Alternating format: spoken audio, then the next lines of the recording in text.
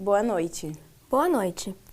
Movimentos da população de rua contestam dados pela Secretaria de Desenvolvimento Social para contabilizar pessoas em situação de rua.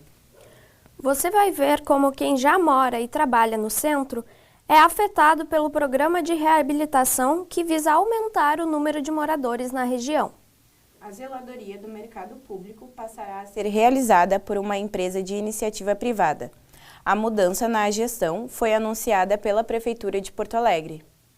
Os Conselhos Regionais de Psicologia e Serviço Social estão se mobilizando para implementar a presença de profissionais na área da educação básica.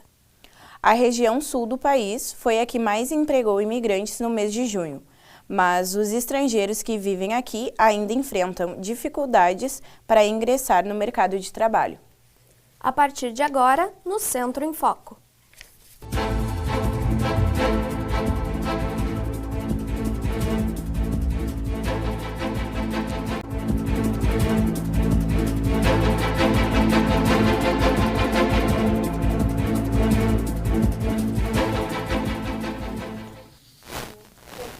Movimentos da população de rua contestam dados utilizados pela Secretaria de Desenvolvimento Social de Porto Alegre para contabilizar pessoas em situação de rua.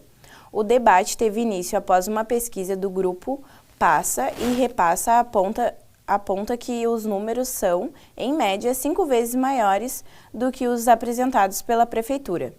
Em 2022, 2.371 pessoas passaram as noites nas ruas de Porto Alegre em algum momento do ano. Os dados da Fundação de Assistência Social e Cidadania da cidade, a FASC, ressaltam que essas pessoas não tinham um domicílio para retornar. Este número é contestado por movimentos da própria população de rua, que alegam haver cerca de 5.788 pessoas nessa situação em Porto Alegre. O novo dado faz parte de um levantamento realizado pelo Grupo de Pesquisa e Extensão Passa e Repassa. Ele reúne professores da URGS e da Unicinos com o objetivo de produzir e popularizar conhecimentos voltados a pessoas em situação de rua. É um dado produzido pelo sistema de saúde, que abrange todas as consultas, tanto na estratégia de saúde da família, como da equipe do consultório na rua, a equipe de atenção primária. O secretário do Desenvolvimento Social de Porto Alegre contesta o levantamento realizado pelo Passa e Repassa e alega que esse dado é semelhante ao registrado pela Secretaria da Saúde. Ele explica que a Secretaria entende que pessoas em situação de rua são aquelas que não têm um domicílio para retornar ao final do dia. Tem 5.700 pessoas que têm perfil de rua e frequentam os serviços de saúde, mas elas não estão na rua. Algumas são egressas da rua, outras fazem da rua seu domicílio e outras usam a rua como estratégia social de sobrevivência, mas têm um domicílio aonde retornam ao final da jornada. O decreto de número 7.053, sancionado em 2009, consta que considera-se população em situação de rua o grupo populacional heterogêneo que possui em comum a pobreza extrema e que utiliza os logradouros públicos e as áreas degradadas como espaço de moradia e de sustento, bem como as unidades de acolhimento para pernoite temporário ou como moradia provisória. Se a pessoa está no albergue, se a pessoa está em hospedagem social, né, numa chamada Pousada Garoa, que ficou famosa pelas suas condições insalubres, o Leovoid já não conta mais como pessoa em situação de rua. Então, a gestão municipal está trabalhando com sua definição técnica, entre aspas, que não foi debatida com os grupos representantes da pop rua, não foi apresentada para a sociedade, não foi consensuada. No dia 13 de junho, lideranças do movimento População Povo de Rua vieram à Câmara Municipal para reivindicar a criação do censo para a população de rua de Porto Alegre. O pedido aconteceu durante a Comissão de Defesa do Consumidor, Direitos Humanos e Segurança Urbana. A intenção é possibilitar a participação efetiva dos movimentos em uma nova contagem, para que a população de rua possa expressar suas verdadeiras realidades e necessidades. Nós queremos que, de fato, o censo seja capaz de medir com qualidade esse fenômeno e como ele se apresenta em toda a cidade de Porto Alegre, para que, em forma de parceria, governo e sociedade civil possamos efetivar uma política pública consistente. Luiz, que esteve nas ruas por 2 anos e agora se encontra em situação de vulnerabilidade social, também acredita que a criação do censo seja um caminho para modificar essa situação. Eles falam que tem suporte para todos. Se tiver suporte para todos, vai ali no jardim ali e vê quantos estão no banco do jardim ali deitados. Encontrar dados mais precisos com relação a isso e entender a situação, eu acho que esse é um grande caminho. O secretário do Desenvolvimento Social ressalta a eficácia dos dados da FASC e afirma que um novo censo não será realizado no momento. Ele explica que o que será lançado nos próximos meses é uma pesquisa em conjunto com o curso de administração da URGS. Ela vai contar com dados quantitativos e qualitativos referentes à população de rua em um período de 1 mês. Em resposta, Mônica diz que os movimentos da população de rua não foram convidados a participar da organização da pesquisa e que desconhecem os instrumentos de coleta e análise desses dados. Em 2021, o prefeito Sebastião Melo aprovou na Câmara de Vereadores o programa de reabilitação do Centro Histórico de Porto Alegre. O projeto, que segue em andamento, tem como um dos principais objetivos dobrar o número de moradores na região. Mas como fica a vida de quem já mora e trabalha por lá? Desde que o programa foi aprovado, o poder público passou a conceder uma série de benefícios fiscais e urbanísticos para empresas do setor privado de construção civil, para que novos prédios sejam construídos e os antigos revitalizados. Ainda em 2022, a primeira das aprovações aconteceu aqui, no número 11 da Rua Caldas Júnior. O edifício foi construído na década de 40 para abrigar moradias populares, mas o plano nunca se concretizou. De 2006 até 2013, movimentos sociais de luta por moradia ocuparam o local e travaram longas batalhas judiciais na tentativa de fazer o prédio cumprir a sua função original.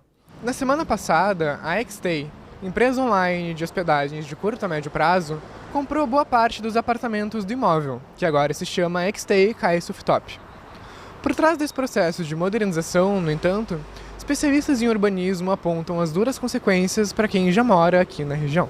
Apesar de não ser possível prever com precisão quais serão os impactos desse processo no bairro, um dos efeitos mais comuns em lugares que passaram por programas semelhantes é o que se chama de gentrificação. Os imóveis são valorizados, fazendo com que os aluguéis subam e os antigos moradores não consigam mais dar conta dos novos valores. Dessa forma, muitos precisam se mudar para a periferia da cidade ou acabam ficando nas ruas. Mas esse é só um dos diversos efeitos que o projeto pode ter na região. Perda do nosso patrimônio cultural, tá? Porque muitas casas vão ser demolidas, aquelas que não estão tombadas ou protegidas, tá? Para ser substituídas por edifícios em grande altura.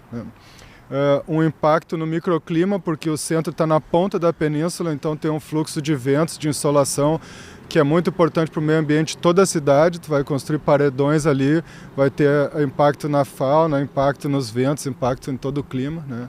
Impacto no transporte, na mobilidade que converge para o centro, né, de forma geral, então vai aumentar muito a demanda, né? Além de todos esses problemas, outra das críticas mais frequentes é de que o programa seria inconstitucional, uma vez que se trata de uma espécie de plano diretor feito apenas por uma região específica da cidade. O plano de revitalização do centro ele foi aprovado durante a pandemia por um processo nada participativo, com pouquíssimos debates que aconteceram de forma virtual, né?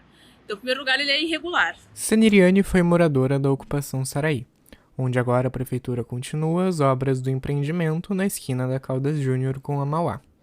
Hoje, vive no assentamento 20 de novembro, na entrada do centro histórico, e é uma das principais representantes do movimento que faz duras críticas às reformas propostas pela prefeitura. Em segundo lugar, ele fere também os interesses da maior parte da população, porque ele diz respeito apenas aos interesses de um público muito restrito, que é o público, né, que vem para a cidade de Porto Alegre, muitas vezes de outras cidades, né, de outros países até, para uma exploração econômica, né? Nós tentamos entrar em contato com a Secretaria Municipal do Meio Ambiente, Urbanismo e Sustentabilidade de Porto Alegre, mas até o fechamento da reportagem não obtivemos retorno. Um homem foi morto por um tiro na manhã desta segunda-feira no Centro Histórico de Porto Alegre. O disparo foi dado por um policial à paisana que saía do serviço e viu o homem roubar os pertences de uma mulher na Avenida Mauá. Segundo a Brigada Militar, o PM perseguiu o suspeito até a Rua Coronel Vicente, onde atirou em seu peito após o mesmo fazer menção de estar armado. Uma ambulância do Serviço de Atendimento Móvel de Urgência, o SAMU, foi chamada e confirmou o óbito no local. Nenhuma arma foi encontrada junto ao corpo. O caso será investigado pela Polícia Militar e pela 1ª Delegacia de Polícia. A seguir, a Prefeitura de Porto Alegre anunciou uma alteração no modelo de gestão da zeladoria do mercado público. Saiba o que vai mudar.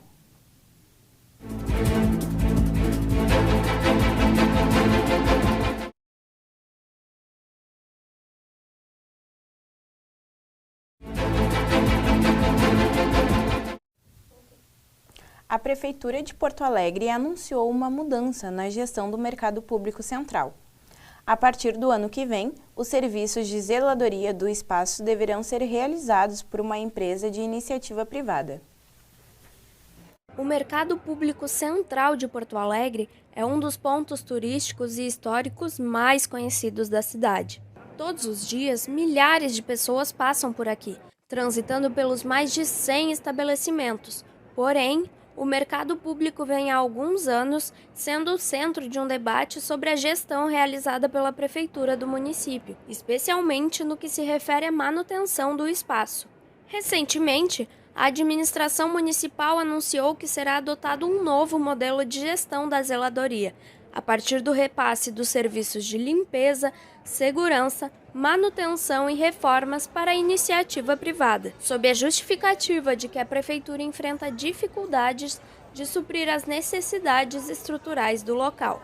A empresa que será responsável pela administração será escolhida por meio de licitação, com duração de 2 anos, e o edital está previsto para ser lançado ainda no 2º semestre deste ano. De acordo com a Secretaria Municipal de Administração e Patrimônio de Porto Alegre, a empresa que ganhar a licitação obrigatoriamente terá que comprovar a capacidade de suprir as necessidades de manutenção e reformas do mercado público. Mas a administração geral segue sendo da Prefeitura de Porto Alegre, inclusive os contratos com os permissionários. O secretário de Administração e Patrimônio de Porto Alegre conta que os termos de terceirização e privatização têm gerado dúvidas na população sobre qual será a ação adotada. Então, até hoje, o que vigora? São contratos individuais com cada empresa, são licitações individuais. Então, ao invés de a gente ter 10, 15 contratos, nós teremos um só, contrataremos uma empresa que vai ser responsável para fazer toda essa gestão de condomínio.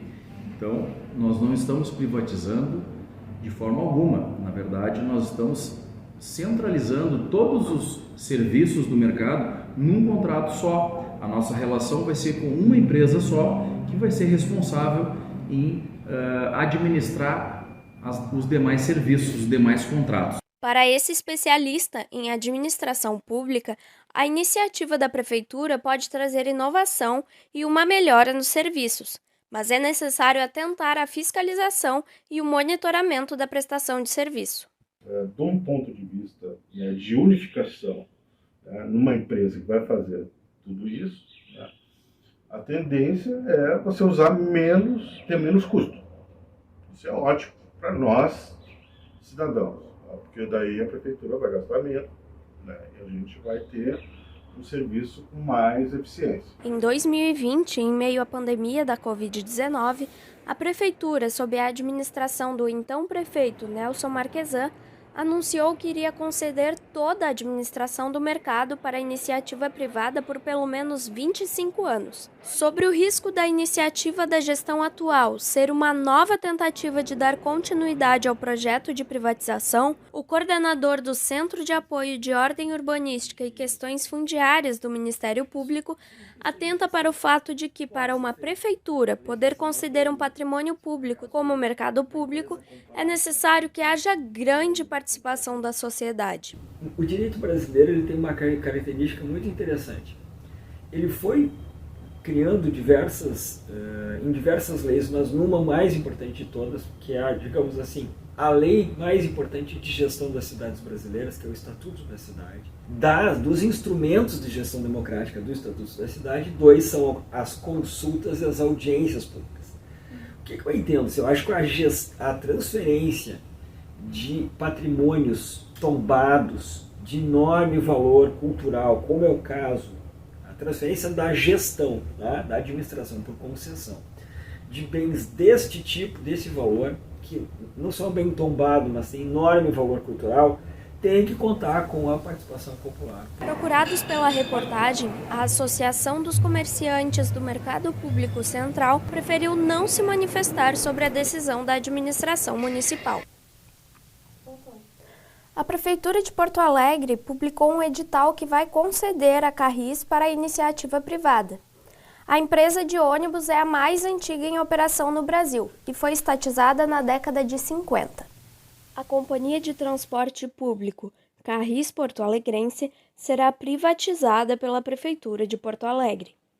A desestatização da empresa, que é responsável por 22% do sistema de transporte público da cidade, deve ser concretizada até o primeiro trimestre de 2024. Tanto empresas brasileiras quanto estrangeiras poderão participar da disputa com propostas comerciais a partir de R$ 109 milhões.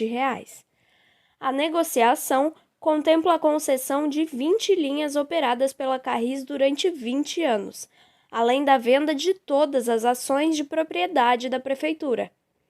A sessão pública para abertura das propostas vai ocorrer no dia 2 de outubro, no auditório da Secretaria de Mobilidade Urbana de Porto Alegre. A Assembleia Legislativa do Rio Grande do Sul aprovou em primeiro turno a proposta de emenda à Constituição dos Símbolos do Estado, conhecida como PEC dos Símbolos. Foram 38 votos favoráveis e 13 contrários. O projeto pede a proteção dos símbolos oficiais gaúchos, como o hino, a bandeira e o brasão de armas. De autoria do deputado estadual Rodrigo Lorenzoni, do PL, e assinado por outros 19 parlamentares, o texto tem gerado polêmica, já que mantém no hino trechos considerados como racistas.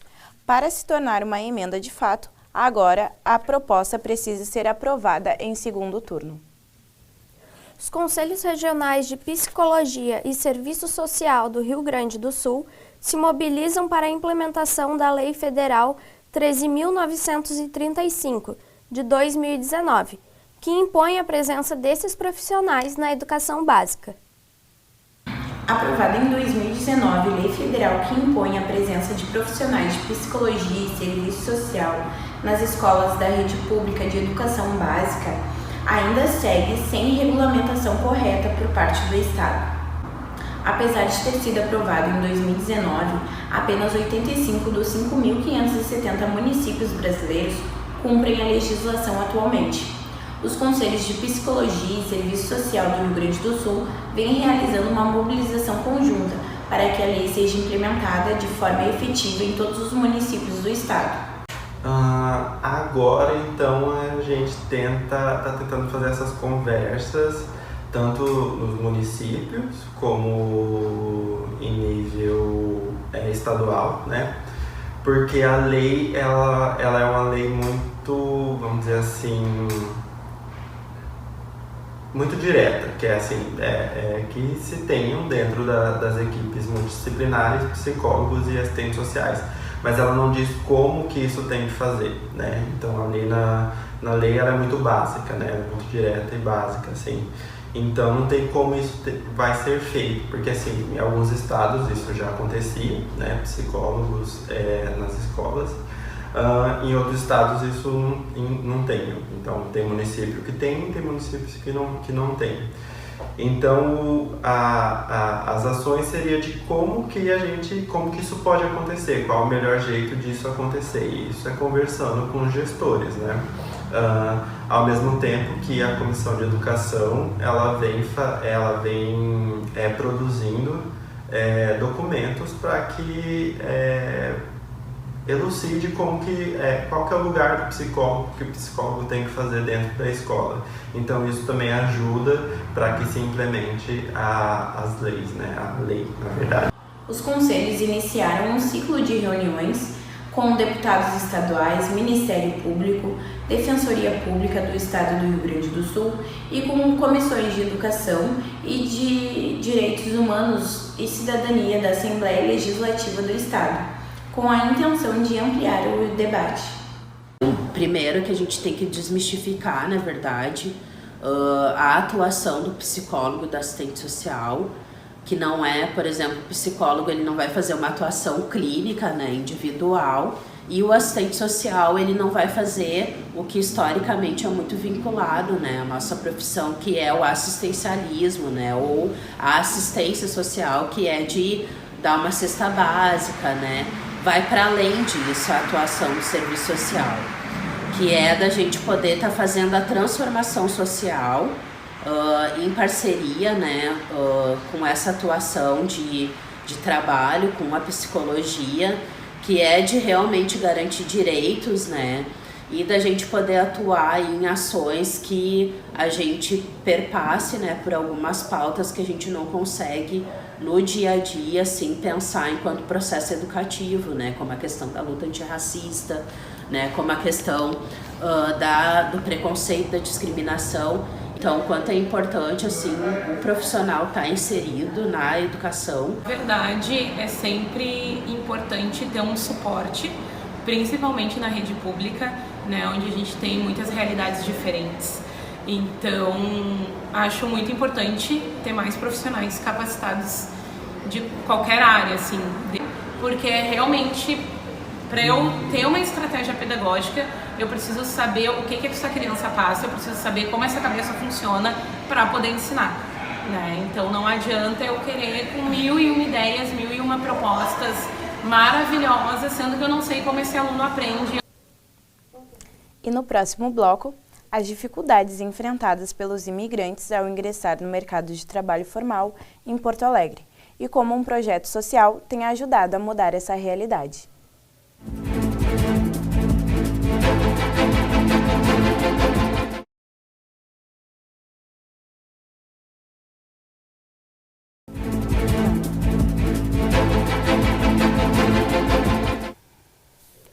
Com o avanço das obras no quadrilátero central de Porto Alegre, estão programadas algumas intervenções e mudanças na mobilidade urbana. As obras, que completaram 1 ano no último dia 13, seguem afetando a rotina de quem precisa acessar as ruas General Vitorino, Voluntários da Pátria, Doutor Flores, Marechal Floriano Peixoto, Vigário José Inácio e a Avenida Otávio Rocha. A partir desta semana, a Rua Doutor Flores terá bloqueio total na altura entre a Otávio Rocha e Voluntários da Pátria, contando apenas com circulação de pedestres. O desvio de veículos ocorrerá pela Rua Alberto Bins. Trechos da Avenida Borges de Medeiros e Rua da Praia também passam por obras. Criado em 1981 pela Pró-Reitoria de Extensão, um dos projetos culturais mais antigos de Porto Alegre, dá início à sua mais nova edição. O Festival Temático de Músicas da URGS, Unimúsica, elege o Carnaval das Escolas de Samba como tema deste ano. Alô Harmonia traz ao público uma programação diversificada com shows da velha guarda musical da Mangueira, Afro Sul Odomodê, Bambas da Orgia e Imperadores do Samba, além de conferências com os sambistas Ney Lopes e Milton Cunha. O evento teve início no dia 3 e se estenderá até 18 de agosto, no Campo Centro da URGS. A entrada é gratuita e os ingressos estão disponíveis na plataforma Simpla, mediante doação de 1 kg de alimento não perecível. A Defensoria Pública do Estado realizou um mutirão de atendimento sobre superendividamento na última quinta-feira. O evento faz parte do programa Renegocia do Governo Federal, que tem como objetivo auxiliar os endividados a regularizarem suas situações financeiras. A finalidade do mutirão foi a de informar as pessoas sobre o endividamento e a solução de dívidas. Além da orientação jurídica e negociação de débitos, a ação visa promover a educação financeira e a conscientização sobre o consumo de crédito responsável. O encontro foi promovido pelo Núcleo de Defesa Civil da Defensoria e contou com a participação da Universidade Federal do Rio Grande do Sul, Universidade de Passo Fundo e da Secretaria Nacional do Consumidor, a Senacom. A região sul do país é a que mais gera postos de trabalho para imigrantes. Os dados são do Observatório das Migrações Internacionais, divulgado em junho. Mas a busca por um emprego formal ainda é uma tarefa difícil para pessoas estrangeiras. O Rio Grande do Sul tem se tornado lar de muitos imigrantes. Segundo a Agência Adventista de Desenvolvimento e Recursos Assistenciais, cerca de 22 mil venezuelanos residem em Porto Alegre atualmente. Este número pode chegar a mais de 30 mil quando somado a outras nacionalidades. Até o momento, não existem dados oficiais sobre o tema. Esse senegalês vive na capital gaúcha há 5 anos e conta que decidiu emigrar devido à dificuldade que enfrentava para conseguir um emprego formal em seu país.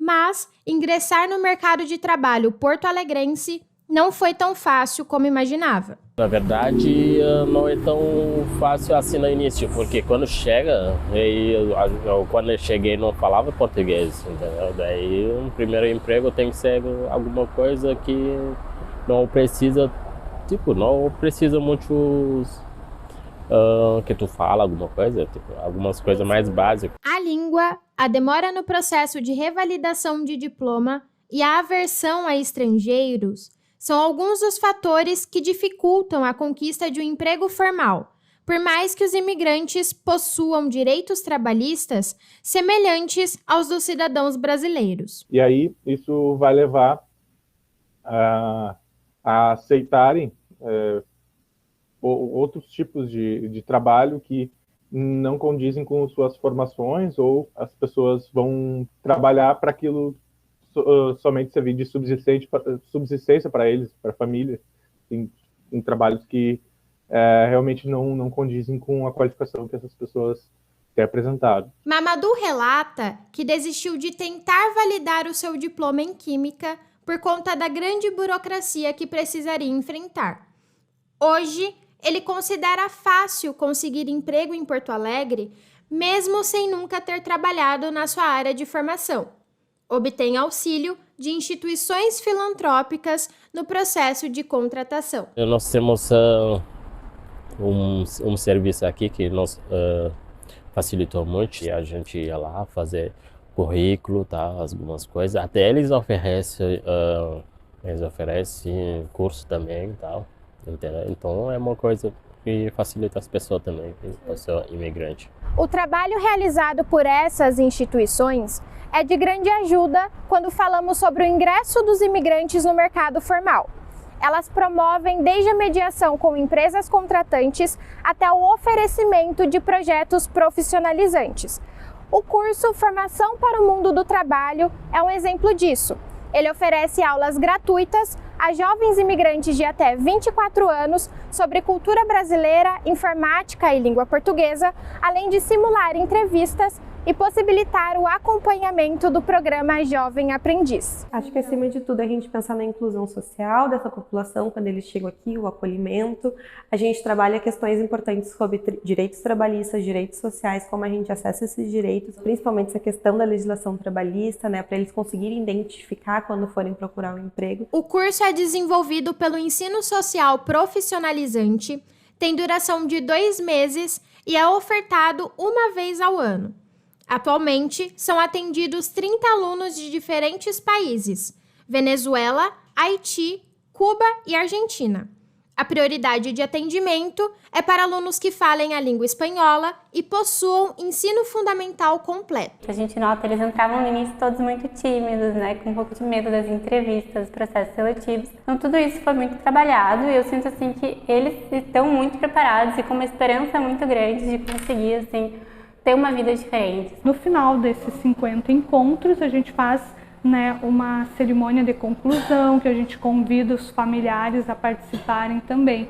E a gente orienta sobre o programa de aprendizagem, a gente ajuda eles a ingressarem no programa de aprendizagem. Então, aqueles que desejam, a gente vai acompanhando, mesmo ao final do curso, a gente vai acompanhando para que eles se insiram em vagas.